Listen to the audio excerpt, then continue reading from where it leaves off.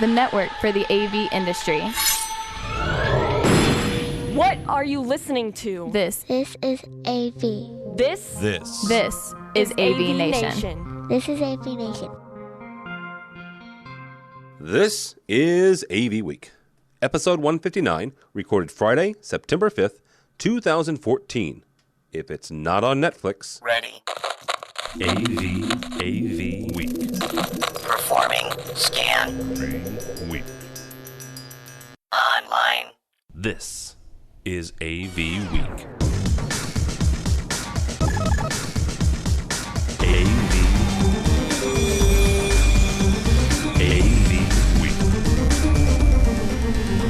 This is AV Week, your weekly wrap-up of audiovisual news and information.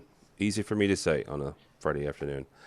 How are you? My name is Tim Albright. I am your host. With us this week is Mr. Christopher Netto. He works for AV Help Desk, but he's also the founder and chief everything at AV Shout and Red Band. How are you, sir? I'm doing good, Tim. How are you? Doing well. Also with us is Matt Slack, that gentleman right there. He is with avsolutions.com. How are you, brother? Hey, doing great. Excellent. And last but not least, Mr. Michael Shinn. How are you, sir? Very well, thank you. Thank you for having me back. Absolutely. Michael is with IMS Technologies. There's a reason for having you guys on, and first and foremost, before we get started, I would like to, for those of you watching video, that's Matt and Michael on the same page there. I didn't plan it that way. Good-looking photo, Michael. Good-looking photo, gentlemen. Let me see you too, Matt. if I can find Netto here.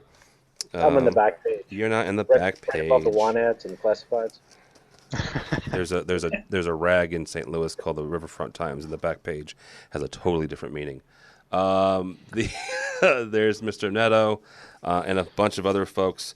This is the brand new copy, my brand spanking new copy of Commercial Integrator magazine. That guy right there is a really cool guy from Red Thread. But you guys are in there as the 40 Under 40. This is an all 40 Under 40 episode of AV Week. So congratulations. And congratulations to you, Tim. Whatever. Somebody's got to page one. Somebody's got to. Yeah, Matt's like, hey, you made the top of the list. I said, no. My last name starts with A. If you'll notice, Brandis was number 2. So, I don't know what that means. I see a pattern. I see a pattern. Captain Obvious. In programming world, there's a system there. Never mind. Anyhow. All right, let's please get this show started. First up on it, from residentialsystems.com. Not a magazine we do a whole lot with, but we should, actually, because a couple of our friends write for them. But this one is how Jeff Cassard is bringing AV manufacturing back to America. The story goes on. It's by Lindsay Adler, somebody that we've had some dealings with. She's a reporter for Residential Systems and some others. Goes on to talk about how they're bringing manufacturing back to the U.S. Mr. Netto, we will start with you on this. How big of a deal is it that the AV components in our systems, whether that be for government or for you work a lot with pharmaceuticals and Fortune 500 companies, how big of a deal is it where the products are made? Well, in the government space, it's imperative. I mean, at least it was that way. In my early career working with a video conferencing integrator, strictly video conferencing, in order to sell the video conferencing gear, they had to be made in the United States and on GSA and all of that sort of jazz. The bigger deal is look at what's going on in Michigan that aren't American made anymore. A whole state's collapsing. So from an industry perspective, can we keep the jobs here? That'd be one thing. But that's me standing on a soapbox. That's where the importance lies on the government side and the corporate side. Not so much. If they want their TVs from Samsung or Sony, they want their brands and where they're made. It's typically not a concern, but it's more of a concern on definitely in the government arena. Well, and Michael, Chris brings up a point. There are certain things that the government can say, hey, you know what, certain percentage of these have to be made in America. Good luck finding a flat screen, right? Good luck finding certain components that have been manufactured in the U.S. So are there just certain things where, people like, the government and other folks who this is an important thing, where they're going to have to do some giving and some compromise because there are certain components that just simply aren't made in the U.S. anymore? Yeah, I think that's true. I think that there's certainly some products out there that can bridge the gap where they may not be 100% manufactured in the United States, but there could be assembly in the United States, Okay. Or at least repackaging and reshipping. I know that there's a couple of display companies on the West Coast who, while all the components are manufactured overseas, the assembly actually still takes place inside of a factory in the United States. So I think that, overall, you see it more in the federal side of things and some state contracts that'll require a certain percentage of componentry to be manufactured in the U.S. I think that the bigger story here is we're bringing jobs back home. Mm-hmm. Far too often in the AV and IT industry, we've shipped off so many jobs overseas, and then what is the U.S. making anymore other than debt? So I think it's a great opportunity for more jobs within the industry. Yeah, absolutely it is. Tim, just Yes. to get back on what Mike just said, a few years back, I don't know if you recall this, but there was a major problem when the ports in San Francisco were on strike, or out in the West Coast were on strike. The dock workers out in the West Coast went on strike for some reason.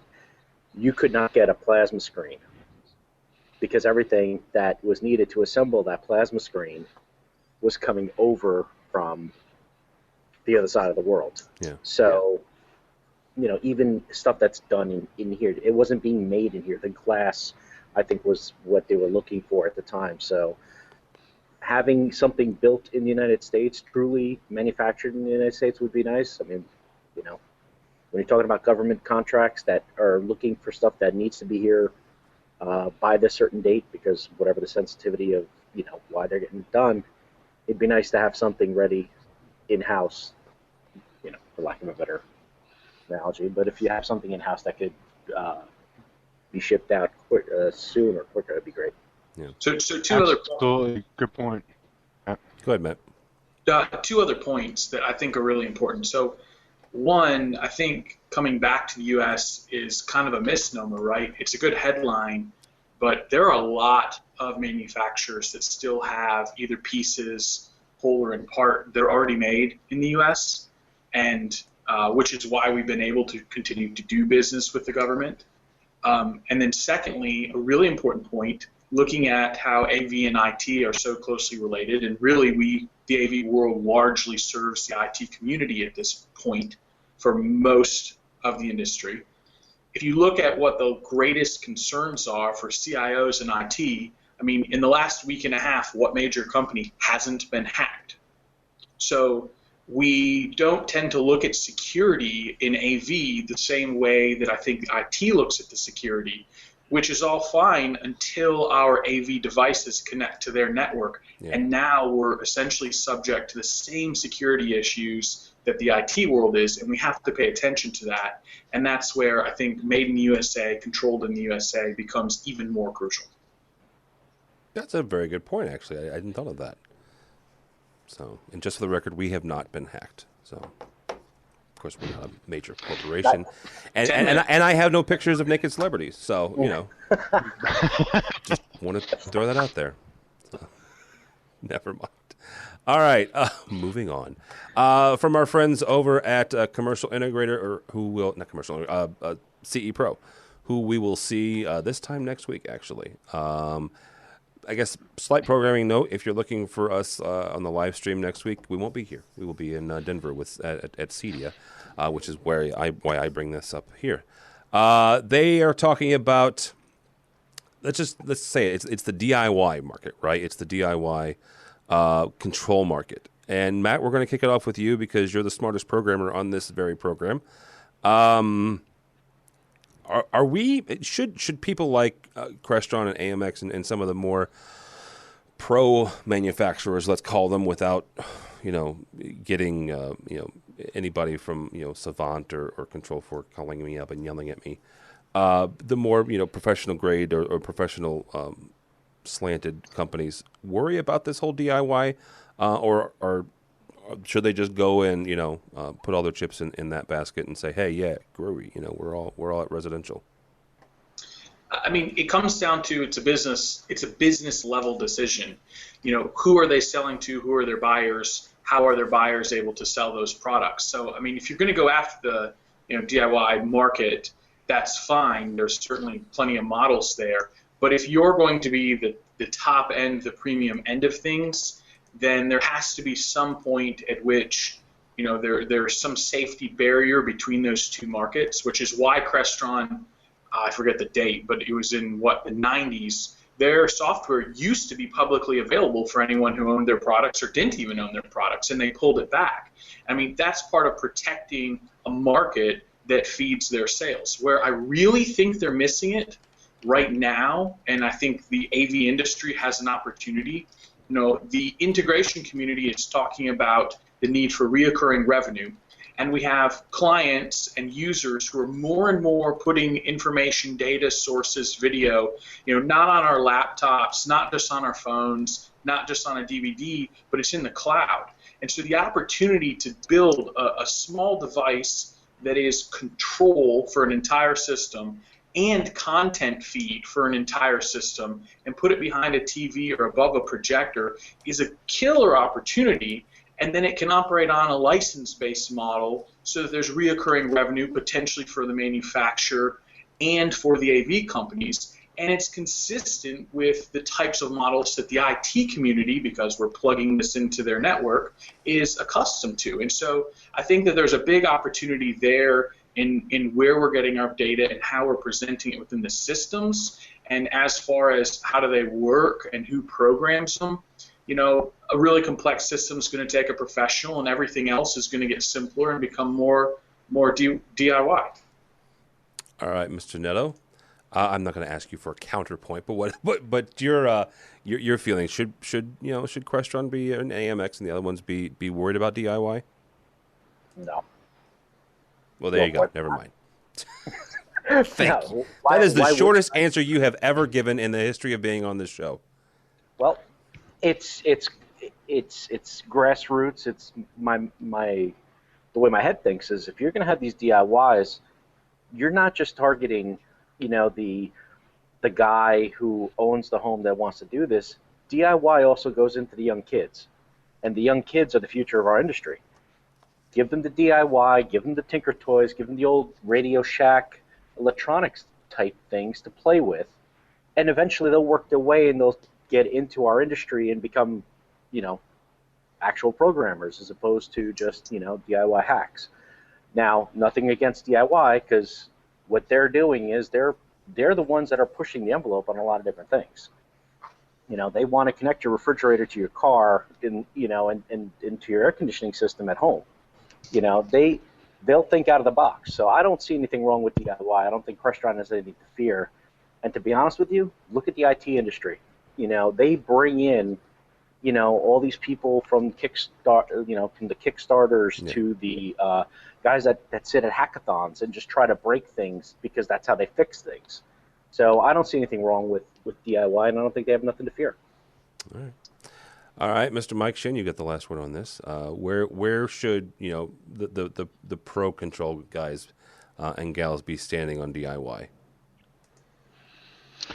Well, I hate to be the only naysayer, but it looks like I might be. I see the influence of the DIY already hitting just at Infocom this past year with Crestron releasing the RMC3 and several products that are launching with it, and the RT series, kind of all-in-one solutions that they're trying to push out there. I'm not in the residential market. I've never worked in the residential market, so I can't really comment one way or the other as to how this is good or bad or different for the residential market. But I do see it influencing the commercial market, and it certainly is going to, at least myself and my colleagues, concerned about what's next. Because you're right, Chris and Matt, we are looking for the recurring revenue streams, and a big portion of those recurring revenue streams are in the labor to perform certain services. And if we are eliminating, the programming piece, because we're going to be able to have someone who's 23, 24 years old, fresh out of college, XYZ corporation or school calls up IMS and says, hey, we want to purchase these boxes, and then just drop them. We all know that the margins on our equipment isn't exactly what it was in 2001 to be able to sustain operating costs and overhead. I mean, I'm concerned because our margins are built into our labor, built into the professional services that we buy, and part of that being a level of software development for the control systems that we deliver. So I'm not saying it's all bad. I'm just saying that it's certainly something that the pro side of the industry is going to have to figure out, okay, if that's another pocket of money that's disappearing from our margin, where are we making it up? Because, obviously recurring revenue is important. Programming changes is a form of current recurring revenue, and I don't want to necessarily say that we can't change with the times. It's just we need to define what the next step is. Yeah, absolutely. All right, before we move on to... Throw one more thing in there? Absolutely.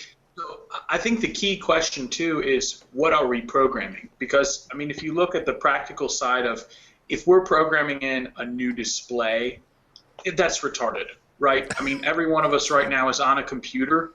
When you go to plug your computer into a monitor, did you have to call a programmer to be able to send your video to that computer and have it work right with your computer and the monitor? No. So, there's certain infrastructure type things in the industry that they're only keeping those opportunities because, it feeds people like us because that's just the thing that we do.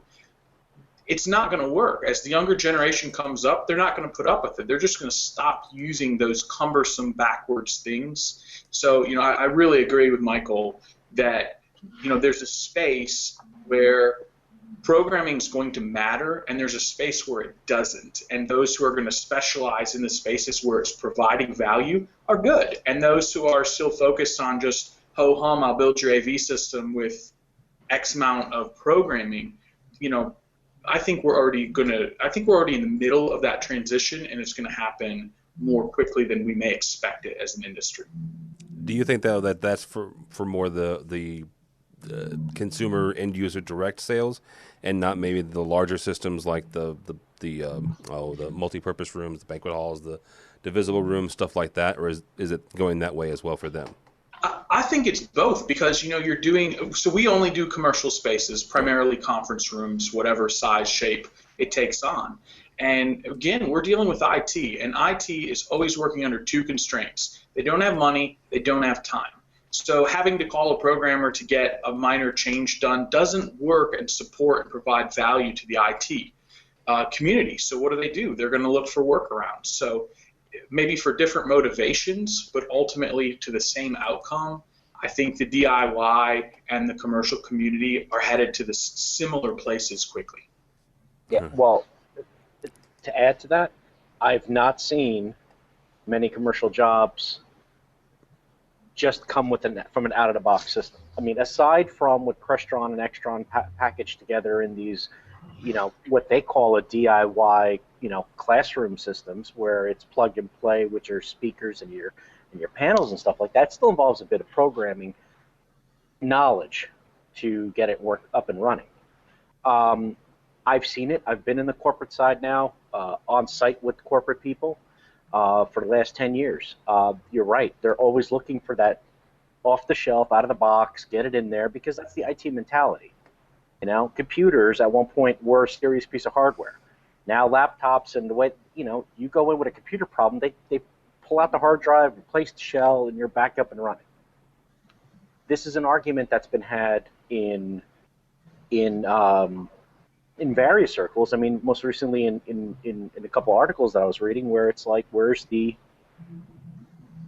battle between AV and IT? And I think it's the mentality of how things are served or serviced. IT people need things done quickly, and they want that off-the-shelf stuff. But we are in the business of custom integration. Custom is still custom. There's never really a battle when there's a buyer involved if there are other options, right? Because the buyer is going to pursue their other options, and if there's a path of least resistance, they're going to go for it. And so if we're fighting an IT industry, and it's because we're not providing the value that they want from us. And there's kind of two choices: either provide the value that they want, or they're just going to work around it because it's their money, it's their decision-making power. Here, the perfect linchpin to this argument: Apple TV. That thing comes up in every conference room design question setup that I'm involved in.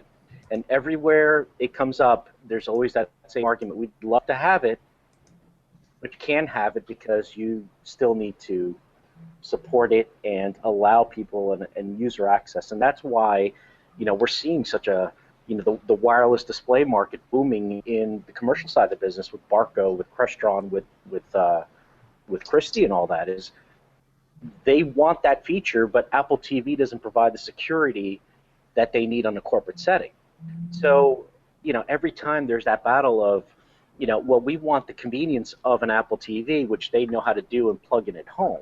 You bring it into the corporate environment, it becomes an issue. This is just, it's the beginning of, we can have a whole show on this one, Tim. Yes, I know. But it's also not our battle, right? Because it's a security issue, and that's an IT precedent. It's part of our battle, though, isn't it? I mean, anything we have to. And hang on, we're gonna bring somebody else in because it's another 40 under 40. I'm not gonna say how close to 40 she is. Her name's I'm a Kourtney. long way from 40. Good for you. Good for you. Closer to 20. Yeah, she's 20. Kourtney Govro from All Systems. She's in my neck of the woods in Kansas City. How are you, ma'am? I'm very good. Sorry I was late. That's all right. What I was going to say is, isn't this kind of our battle, though? Because anything we have to plug into our systems and make work, that's kind of our battle, isn't it? Yeah, I mean, I would disagree with the point that IT does not like custom. IT in the custom space, so like in the programming space, we call that a one-off. When you have a one-off means I have to manage that development cycle, I have to manage the separates, I have to manage the differences. If you're in the IT world, most of what I've experienced, and it may not be what you all have experienced, is they don't like custom. They like to know that this is a standard operating system. It's something they can engage with, and they don't mind paying for expertise. They don't mind RMR. They don't mind the concept of having someone with a software maintenance agreement or something like that. That makes sense to them. That's how their world works. We've been pretty successful in that type of space with the RMR because we've just kind of come back and said, what do you want and how do you want it? And then we go back and built our RMR program around that. So a standard SMA, and then you attach some service level agreements with it of what level of help desk you're going to be. That's what they want. And do they want to control their old world? Yeah, because they want it standard space. They want to be able to work with it. They want to be able to engage with it. So it is kind of like, I mean, my dad always used to tell me, you have to do what the customer wants, not what you want. Because I used to like to make the systems really fancy. The fancier they are, the harder they are to manage. So. Yeah. I have a real quick question, and because this is not my world, what is RMR? Recurring monthly revenue. There we go. Okay, that I understand. Thank you. Yeah. It's the transition that every integrator has to make. You have to make the transition away from being focused on a project. So I make revenue off of a project, and that's a one-time thing. It costs a lot of money to get to that project, and then you have to find a way to make it balances out cash flow is probably the easiest business definition of RMR. It's good for both sides. Okay, very good. I've learned something new. I can go home now. So I'm not kidding. I understand the recurring revenue. I'd never heard the RMR acronym. It should be a whole show. It probably should be a whole show, honestly. If you went to the BLC, the NSAS BLC, it was an entire segment with Dan Newman, and I keep forgetting the other guy's name. Matt, you were there, and Mike, you were there both. Do you remember the other person that was with Dan? Yeah, me neither. It was impactful. It was well, he was impactful, guys. Dan just did a great yes. NSA presentation like last week, by the way. Did he? Totally worth going and looking up if you're looking at RMR type issues. He really laid out a framework well for how to begin to think about the problem. Yeah, that's one of his battle cries right now is integrator. That's where you have to go. So all right. Okay, so let's. This is okay. It's a FIFA story. It's a manufacturer story, but I want to use it as kind of a kickoff for something else, right? Harman basically was the audio provider for FIFA for the World Cup. Yay, World Cup! Yay, 2014. Yay, World Cup. My team didn't win, but they have pretty orange jerseys. So I got really into Netherlands for some reason this time around. Anyhow, not that I wasn't excited about the USA. Yes, they got farther than they probably should have. So anyhow, so here's the question, and actually, Kourtney, since we'll start with you on this.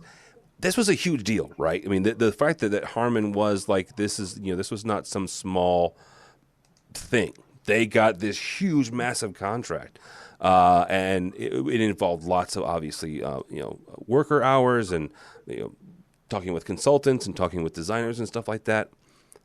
How does AV help desk? How does IMS? How does you guys? How do you get involved in projects of this magnitude and pull it off on a relatively, I'm not going to say seamless or painless basis, but how do you pull something that is this massive off? Or should it be something where you should take an honest look and say, you know what, this is not us. This is not our. We shouldn't do something this big. I guess the first part of the question is how can you pull off something that is this significant as providing the audio for FIFA? Well, I loved the FIFA. I watched a bunch of the games. I'm a big soccer fan, so when you brought up this whole article, I thought, well, maybe we go into a soccer conversation because it'd probably be easier to cover. But, there are those moments as a business. I mean, my brother and I own the business together, and there are those moments where we look at a project and we just say, do we have capacity? Does it meet our goals? And is it something we can accomplish and serve our customers in the way we feel they need to be served? We have one of our we are statements, our value statements is we are in pursuit of clients and not projects.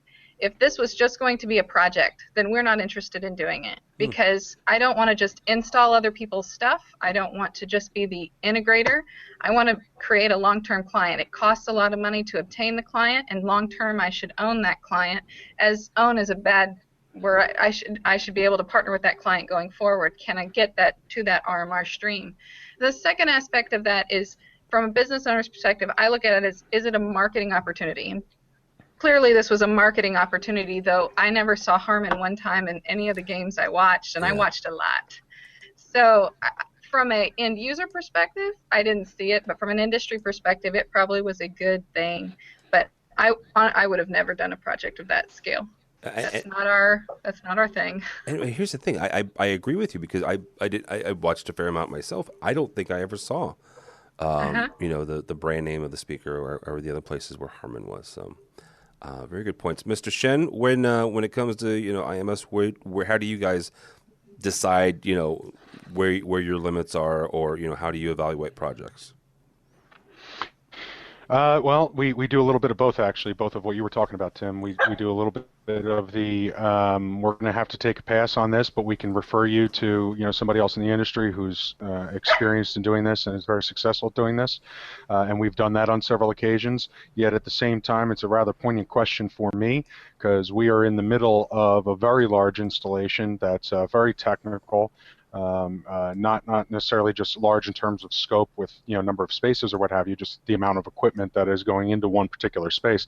It's probably 10 times the size of our average transaction, over the last 3 years. So we knowingly went into that opportunity diving head first into the pool, hoping we were going into the deep end.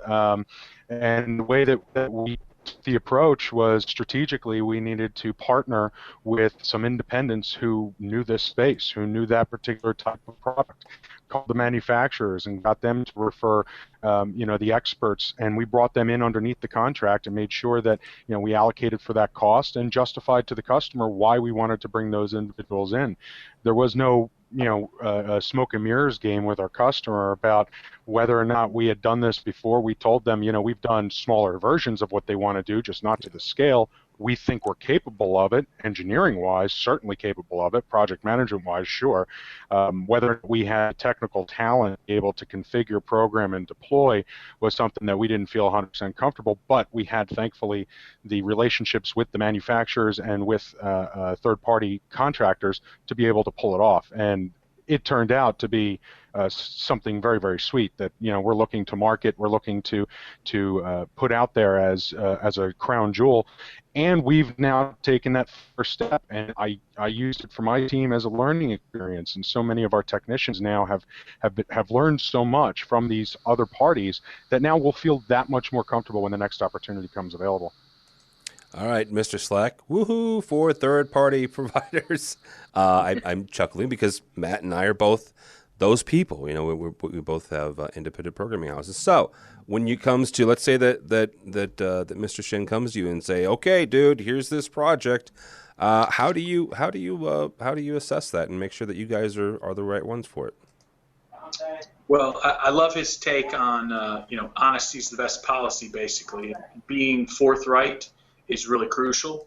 And I think knowing what you're good at and knowing where your boundaries are is the next, because sometimes I see, even myself and other people, we forget to look at what our limitations are, and out of wanting to not lose an opportunity or wanting to help somebody, you may overextend. I think it's really important to start by just an honest evaluation of, what are you good at? What are you not good at?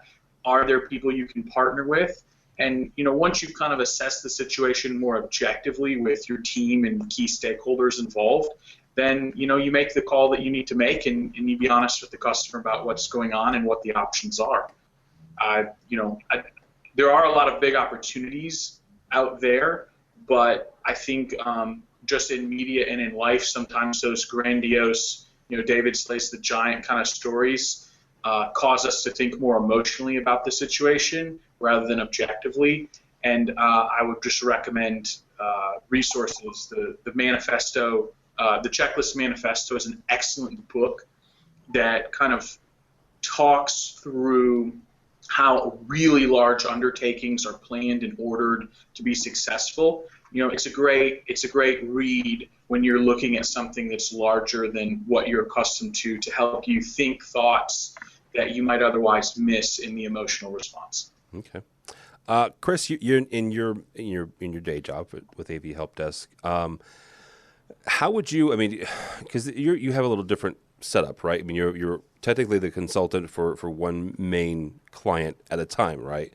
So, if they came to you and said, "Okay, here's what we want to do, and we have $100 million to do it, and it has to be done in 6 months," how would you go about that, I guess, the best way to put that? Or was it one of those things where you would say, okay, that's a great idea, I'll be right back with about 100 of my friends?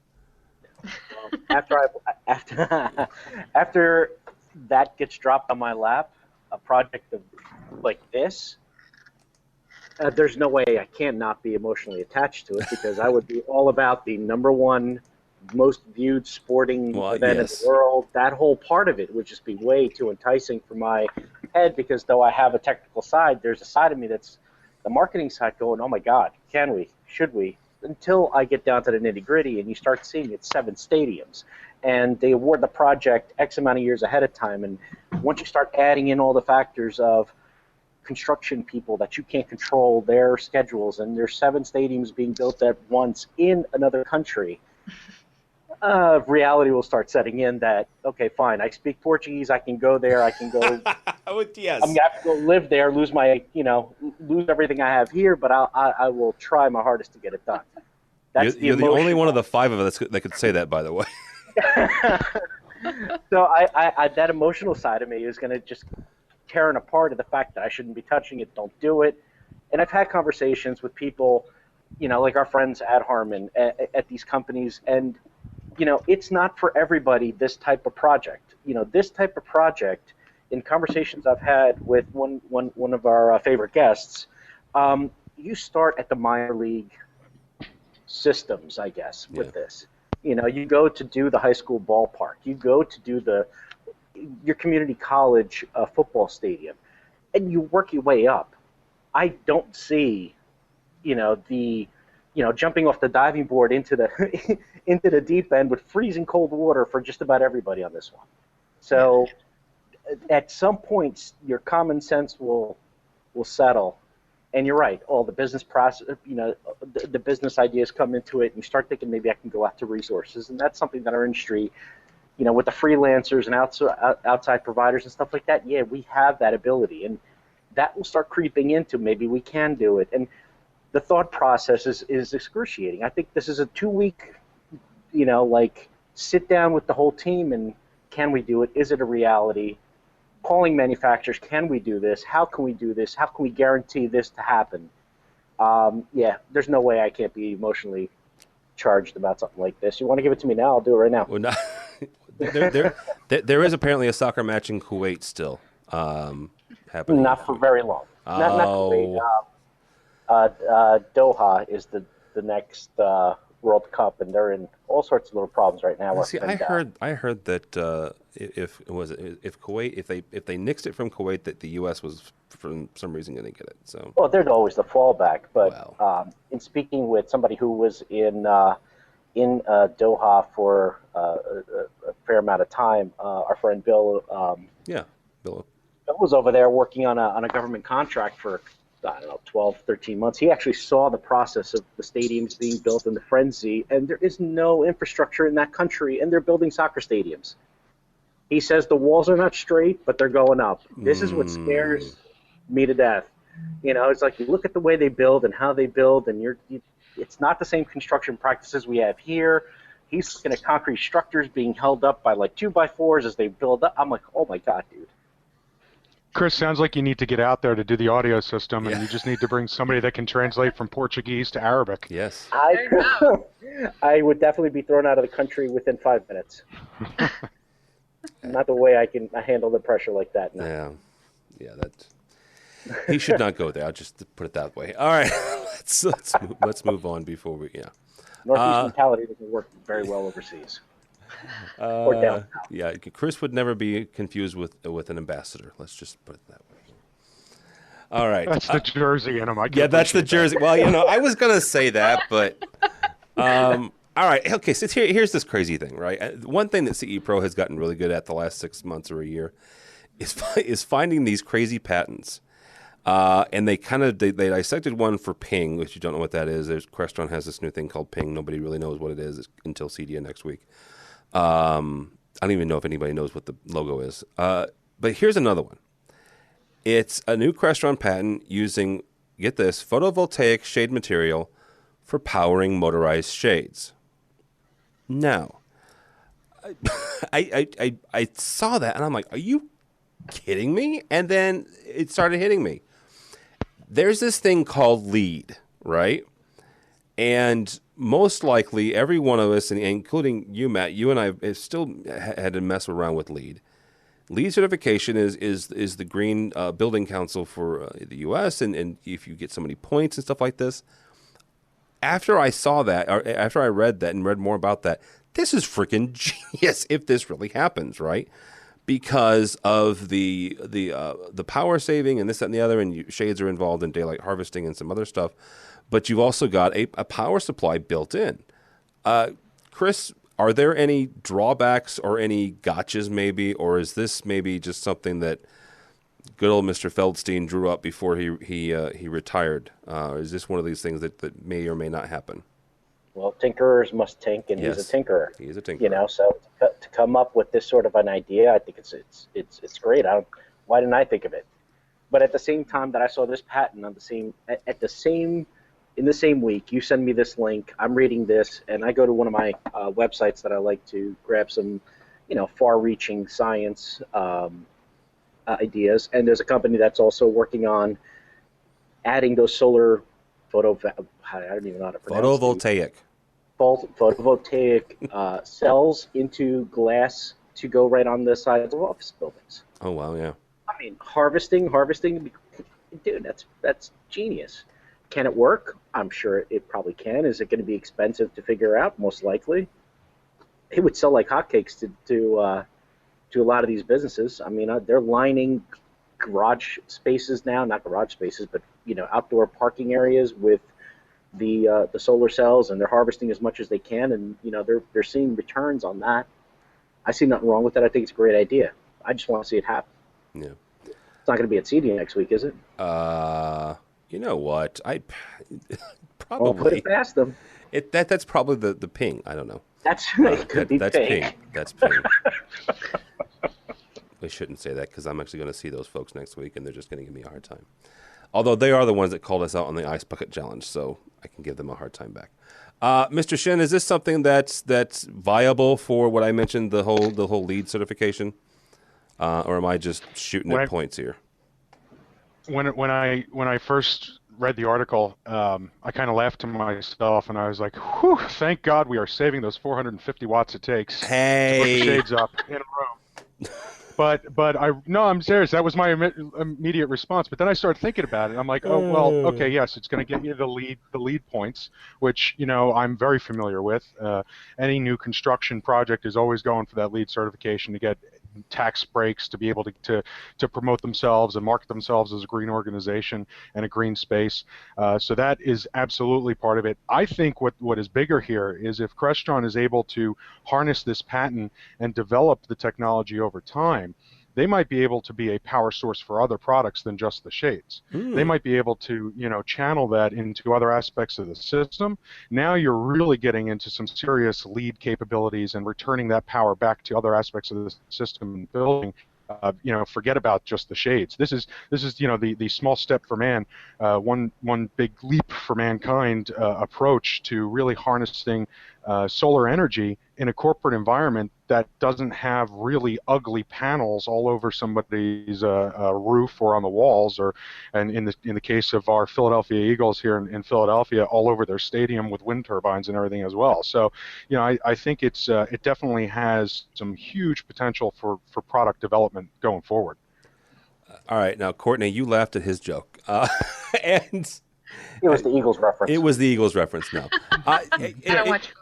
go Giants. Well, I was going to say you have a Giants hat back there. By the way, go Bears. I'm a Jersey relocate, so I deal as best I can. Nobody here is a Buffalo Bills fan, are they? No, good. That's Buffalo has a team. That's hopefully not this weekend. New York, but we don't consider them part of the What color are they? Blue and white, I think. So. No, they're red, white, and blue. No, I know. Is it red, white, and blue? Kourtney's calling from the safe confines of Chiefs Nation. So. Yeah, it's Red Friday. They're all wearing red all over my office. So that is one of the neat things about. Why am I getting off on this tangent? They're in really good football towns, which I do not live in. I live in St. Louis. They do stuff like Red Friday in Kansas City, Chicago, and Denver, and places like that, and in Oakland. So, yeah, being in Kansas City on certain Fridays during the fall is a really cool thing. Now, that being said, about Kansas City is that you get to use your SPL meter all the time and see how loud their stadium gets to. Well, hey, at least they don't artificially increase it like certain Seattle teams. Anyhow,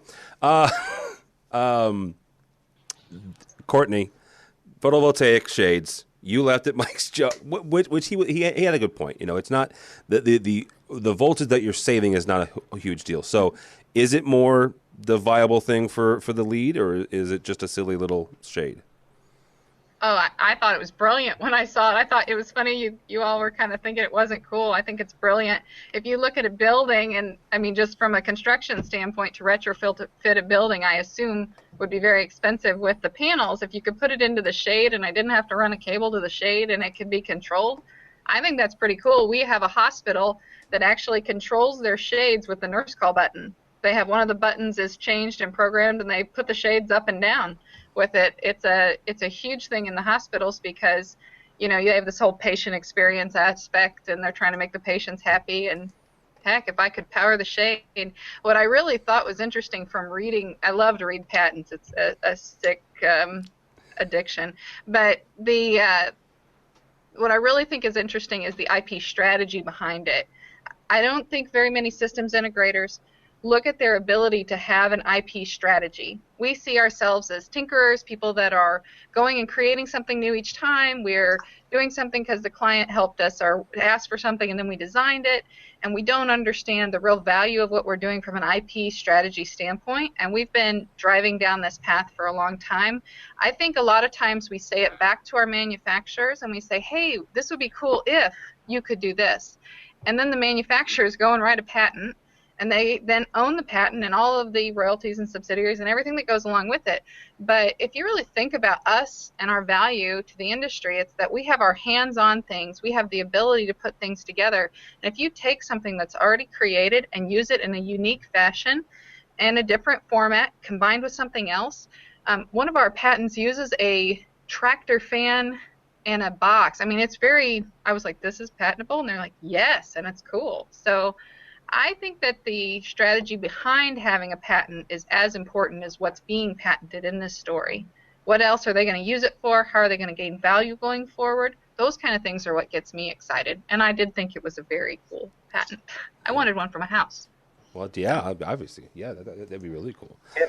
Yes. Just right off the bat, they attach this on Mike's idea. They take the power that's coming off of that. They attach it to their rack fans. They are cooling their racks, now getting double the ability, and it doesn't take much to amperage to get the rack fans going. I mean, just from that idea alone, that's freaking cool. That's nerdy cool. Mike, oh man, you said freaking. It's fine. I said nerdy cool. Yeah. Oh, very nice. I forgot the pun. All right, Matt. Kourtney mentioned controlling this. Is this something that, if it's being powered from? Here's the thing: if it's being powered from the sun, I mean, how are we going to control it then? Is it just going to be another relay or an internal relay, I guess? Infinite EX, baby. Oh, bite. Oh, whatever. Well, I mean, Crestron's making it, right? How else do you yes, think it's Crestron. I forgot. I mean, that's how it's going to be controlled. Thank you. I love the idea, but I think they're going to have some practical problems in creating it at this standpoint in time, just where technology is. I mean, price aside, the sensitivity of those cells is really rough. I mean, to the point that you can run a whole house or business off of cells on a roof, but if a power line casts a shadow between the sun and those cells across a whole roof full of panels, it reduces the ability of the panels to produce dramatically. I mean, you're going from 80% of the power they were producing down to 20. I mean, it's really drastic. And so you've already got this shade that's not actually indirect sunlight, it's behind a window. So I think on the practical side, these are probably a ways away from being realistic, but the idea is good. Yeah.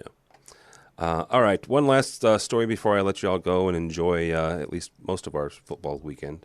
If you're in Buffalo, I'm sorry. Or in St. Louis, I'm really sorry. So here's the last story we've got here, and it's from Electronic House. There are, according to Rachel Saracola, there are over 8. She lists 8 Ultra HD 4K, and you have to put that /4K in there. TVs over 70 inches. So here's the question, and was it last week or week before last? Best Buy just started selling the LG 4K curved deal. Mr. Netto, are we entering the post 1080p era now that we're getting more and more of these Ultra HD /4K displays in virtually every arena? Before I answer that, Samsung today was on Mashable Tech Note today. $260,000. You can own the Samsung 105 LED, whatever screen it is that they have that does the auto curve. So that's the answer to your, what's the point of curves? They have an automatic curving screen, flat, and it will curve in slightly. But for $260,000, you can have one. Chris, grab an extra one for me when you pick one up, please. Yeah. I got 4. That's outside. one of those. Hang on, that's one of those that you hide in a project somewhere. And never mind. I'll wait till it's on Woot for $180,000. There you go. God, I love Woot. UHD 4K. I'm bought into that. If that's the right term, that's not even the right term. What? Well, it's UHD 4K. Okay. UHD 4K. What I've seen so far, it's solid. It's there. In the commercial space, we have the devices that can support and push the stuff. Yes, everybody's going to argue about the content. What you can't argue about is the quality, the clarity, how these pictures, they look. I thought 1080p was the be-all, end-all. Mm-hmm. From 480p, which I thought was great, or 7, whatever it was with DVD quality, when I first stepped up to 1080, I'm like, can't get any better than this. Holy crap, 4K came along, and last year when we saw that OLED Sony prototype with the Ninja security guards that they wouldn't allow you in over at Infocom, I wanted to get a side view to see the profile of this thing with the OLED, but that's besides the point. When I saw the 4K and to see the metallics being reproduced on the screen, and you can actually see the shine, to me, I was like, all right, this has got to be some sort of trick thing. They're messing with it, can't be for real. After this year, I am convinced 4K is the next generation TV. There's 8 models now. By by Infocom next year, we will have 16 to 20. Yeah. It's just that more. It's the way TVs have been going. There seems to be a pattern. They came in with 720, 1080 replaced that. They phased out 720, even in sizes. Go find a 32-inch panel. That's gone. 42. The larger sizes have now, the thing to say is 42 is the new 32. There's no 32-inch TVs anymore. If you do, you could find one. It's a Hisense, or maybe it's an Insignia, or something you could buy down at the 7-Eleven. Whatever the case is, those TVs are gone. Now the 4Ks, they're here to stay, man. We're in it, Tim. All right. You've got to be all in on this one. Well, yeah, I don't disagree with you. Just give me an OLED and I'll be fine. Matt, where are we? Are you all in on this? I know you do primarily control, but you also you're technologist in general. So are we hitting the stride and the life of 4K/UHD? I think it has a lot more. I think there are a lot more niches that 4K is going to take off quickly in than, say, 1080 took off in. The jump to 1080, I think, for a while was rough in a lot of places because it was so costly. But, we're talking about $200,000 displays, but yet Sharp has a model that's like $3,500 or $4,000-ish for a 70-inch or something pretty close to that. That's totally reasonable. And, just as Chris pointed out, the content is not an issue if you're not a broadcaster, because the content's generated from our computers right now. And so what I'm seeing is, we still have some niches, even in, say, the restaurant DM scenario. There's still some holes where 4K doesn't really push through like you're going to need it to. That being said, most of the 4K places that I see it just taken off, you're gonna take your source and you're gonna go straight into that display. And I think it's going to catch on because there's a real application for, at 1080, I see my Excel sheet, I see my data, I see my web page, I see whatever I'm working on with, fine amount of clarity, maybe even too much. But at 1080, I can't put two things up on the screen and see the level of clarity I want to see. With 4K, you take a device even like the Air Media product that will take 4 mobile devices and show it all on a screen at one time. Hey, that's really handy, except that the total resolution is at 1080p quality, and we can't see what's in each of those quadrants at a detail level. Well, you produce a 4K version of the same product, put it on a 4K TV. Now we can have multiple data sources up there with the size and clarity and intelligibility for all the standard rooms. I think that this is going to take off a lot faster than I had expected it to, say, 2 months ago. Yeah. We've all kind of been joking about this being football weekend. That's actually one of the use cases that I've seen a lot is you get a 70, 80, 90-inch 4K and you split up 4 different football games. So, Michael, Mr. Shinn, where do you stand on the whole 4K UHD? You say 4K and I become a schizophrenic. I think back to 10 years ago, transitioning into the 720 world, which was here for 3 years. There was 1080i for a day and a half, and then 1080p. 1080p kind of rode the wave of the analog sunset and got everybody to upgrade their displays to 1080p, and everybody has made that investment over the last 5 years, and now here we have 4K. I mean, that's the one angle of it. The other angle of it, in my opinion, there's no questioning the quality of the image. There's no questioning many applications where it would be outstanding, and it actively is becoming outstanding in its use. Healthcare, manufacturing, certain disciplines in education. I think it's a matter of time before we see the IMAX theatrical 4K experience for moviegoers, which will then transition into the entertainment in the home. My problem isn't so much that I can't find commercial applications for its use. I just don't see the consumers jumping in on board as quickly because we just don't have enough sources to be able to feed these displays. That content piece is so huge, and for the consumer world, for me to justify to say, that crazy old uncle that calls up and says, I'm at Best Buy, I need your help. They're telling me on 4K. I'm going to say, there's no content. You don't have, Warner Brothers hasn't released a 4K film into theaters yet, and then it's not going to have it on Blu-ray, and and so on and so forth. Netflix needs to figure out how they're going to be able to deal with it, given what the FCC and the federal government are trying to do to lock down bandwidth. I mean, there's just so much that is still unknown, and then right after I say all this, I look at an article tomorrow and it's 8K. So I think at Infocom, we're going to have 16 4K displays, and we're going to have 3 8K displays next year, and it's going to be, is this the 1080i, 1080p discussion? So, I'm watching it very closely, and obviously, we're talking about it with our customers, talking about future-proofing and thinking about how they're going to handle it. I don't see Shinn yet, and I'm not sure exactly what is going to be the next big leap, and whether 4K is that leap, or if people just wait until 8K becomes the thing and then jump then, because by then hopefully the content will have caught up. Or at least they'll have 4K content, in which case you can still jump that. So, all right, Ms. Kourtney, you have the last word on this. Where do you guys stand when it comes to the 4K/UHD? Well, I think I'd probably have to say a similar thing. If it's not on Amazon or Netflix, if they're not going to stream it, I guess I wouldn't want one myself. But I can see the application in healthcare if the image is significantly better. And there's so much push right now for telehealth, telepresence. We have in a lot of our hospital situations where the nurse or the doctor, some specialty doctors, are not even at the facility.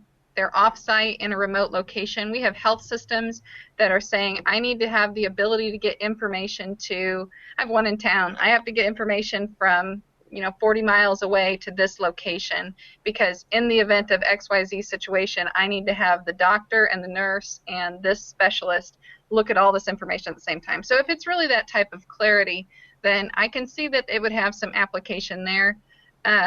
But it's really not even the product. From a product perspective, it's not something on my radar in that sense. So I hate to have the last word on it. Maybe one of you that sounded so brilliant talk about it. Well, go ahead, Matt. Yeah, so I thought Mike brought up some good points. So the 4K at one point, I remember people said years ago that when you get 4K resolution and you hold it up at equal distances to a photograph, basically the eye can't perceive the difference. And I think at this point we've kind of, after a lot more evaluation, that's not truly the case. It's really close. So because of that, I think the push for 8K is going to continue to happen. However, if you look at how technologically that occurs, I mean, a 4K signal is like what, 10 gigs of bandwidth, I think. So how do you push that on? What's 8 become? 8 becomes like close to 50. Well, we're riding on the shoulders of the data industry, right? And those are really, really high data rates. And so I don't think that the 8K decision is going to be made by people as to, what do we want to see. I think the fact that we can relatively do 4K right now, even though there aren't maybe as many products as we want out yet, 4K is we're there on our technology, I think that that's probably going to propagate, and I think 8K is going to be a while off because of the data puzzle. Okay, so here's the monkey in your wrench, right? The fact that both Tokyo, NKO, or NRK is Netherlands, so NOK, and the South Koreans have both broadcast over the air 8K. So, is it cumbersome for the data infrastructure? Yeah, absolutely. You can't push. Well, you can push 4K down Twisted Pair, but it's ugly and it's and you're compressing the snot out of it. 8K you probably can't with it being somewhat viewable. So then you're looking at either fiber or you're looking at over the air, which may bring back But from a consumer standpoint, yes, accomplishing a technological milestone is very different from making it in mass. Yes. And 4K is, it's ready to roll out. Yeah, no, 8K that's true. I don't know. So let me get this. Go ahead, straight, Chris. Tim. So, like Kourtney says, if it's not on Amazon or Netflix, I don't want to see it. Are we going to credit the manufacturers of the aforementioned 8K TVs as the reason why the United States is going to finally step up from copper-based LAN infrastructure that's out there now, or into fiber? Will Google Fiber become it? Because, that is the fundamental problem here, is that 4K is already hard enough to pass all that amount of data. It can, but my home network is not set up to handle these serious gigabits of well, if I only want to watch TV and nobody else wants to do anything, that's fine. But we don't live in that world. 5 iPads, 3 computers, Netflix streaming, and an angry person in the back who can't bring up Facebook. That'll piss off people. So do we need this to jumpstart the infrastructure within this country? Because a lot of these places, the South Koreas and all that have built newer infrastructures than ours to support the Optimums on lines, the Cablevisions, because that those guys are stretching it out as long as they can on that copper wire from 1920. How long can that keep going? But Chris, you're hitting the nail directly on the head. Exactly. I mean, you think about it. You have Verizon, you have the Google Fibers, but Comcast is taking their sweet time. Time Warner is taking their sweet time. Cablevision taking their sweet time. And when I think about it, though, I look at the pooled money in Washington, the lobbyists that are being paid by XYZ manufacturers, and then you compare it to Comcast, Time Warner, and Cablevision, and Cox, and what they're spending in Washington. I think it's going to be a while before we see anybody really push these companies. I don't even think the marketplace is going to be able to push them fast enough to put in the infrastructure in a timeline before we get to a point where we have 8K displays everywhere. I think it's just going to be a massive undertaking that nobody really wants to own up to. Well, I said it before. I don't I'll even say it have again. copper in my house. I'll say it before. I've said it before, Mike. I'll say it again. Damn the man. There's the jersey again. That's what I love. The man is holding us down. That's the problem here. I cannot watch Star Wars in 8K in the future because somebody is messing me up. See, well, Tim? Your argument isn't even about 8K if you're talking about the country and not having the infrastructure. I mean, I live rural. I don't have copper to my house. We don't. I have to use. There's this little white panel that sits up and it faces a tower that's miles and miles away, and it goes direct. And so we have direct. That's how we get our internet, and we have satellite for TV. But they wouldn't bring the copper down the street to us. It was a long, I did not know 50-mile street. City, but I had no clue that Kansas City was a third world nation. Oh, jeez. I live outside the city. Do you have water? Oh, jeez, stop it. Water, but we don't have sewer. Oh, goodness. The water has no place to go in Kansas City. Jeez, stop it. Gotta love New Jersey, folks. St. Louis is a little bit more metropolitan. Or no, it's not. That's the thing. It's not. It's actually more backwards. Haven't you been watching the news lately? What's that? Oh, all right. Let's wrap this up. Thank you all so very much. And again, the reason that you four folks are on is because of this wonderful magazine right here, Commercial Integrator. All four of you, and actually Kourtney, Michael, and Matt are kind of on the same 2 pages together there, and Mr. Netto is somewhere in the mix. Congratulations again for making the 40 under 40 list from Commercial Integrator, and thanks to Commercial Integrator for doing it. Yes, I'm on it, and yes, I'm at the top, but that's, again, because my last name starts with A, not for any other reason. So, all right. Mr. Chris Netto, AV Help Desk, thank you so much for joining us, sir. Thank you, man. It's always fun. Where can people find you? Hiding in Jersey. Hiding in Jersey from Kourtney, actually. No, outside of hiding in New Jersey, I'm on Twitter at Chris_Netto. I am easily found on LinkedIn as well, and all those fun things. Okay. All right. Also with us is Matt Slack from AV Solutions. Thank you, sir. Thanks for having us. It was a pleasure meeting you guys. You can find me on LinkedIn, Matt C. Slack. And where can people find AV Solutions? .com. There you go, avsolutions.com. Also with us is Mr. Mike Shinn, IMS Technology Services. Where can people find you, sir? Thank you for having me again. I am at AXP Mike on Twitter, as well as at IMS_SI for IMSTechnologyServices.com. Okay. LinkedIn and all the social medias. LinkedIn and all the social medias. Including Google Plus? Including Google Plus. Good for you. Thank you. There's only a handful of us. We got to stick together. Last but not least, all 4 of us. Kourtney's still here. God bless her. More people make a network. Yeah. I thought 3 people made. Never mind. Kourtney Govro from All Systems in Kansas City. Thank you, ma'am. Thank you for having me. Absolutely. And where can people find you or All Systems? All Systems is allsystemsonline.com. On Twitter, I'm at Sphere3CEO. And you can find me on LinkedIn. There's very few Govros, so it's kind of easy. Okay, very good. Actually, there's more Albrights than you'd be surprised. So at least I was surprised. Don't follow me. Go by the website if you would, please. My tweeters are boring. But AVNation is exciting because there's more than just me that does it, and that's what kind of makes this thing work. So AVNation.tv, AVNation.tv, this program, and a host of others. There's an education-focused show. There's a control and automation-focused show. There's a marketing and live events and projectors and all sorts of stuff.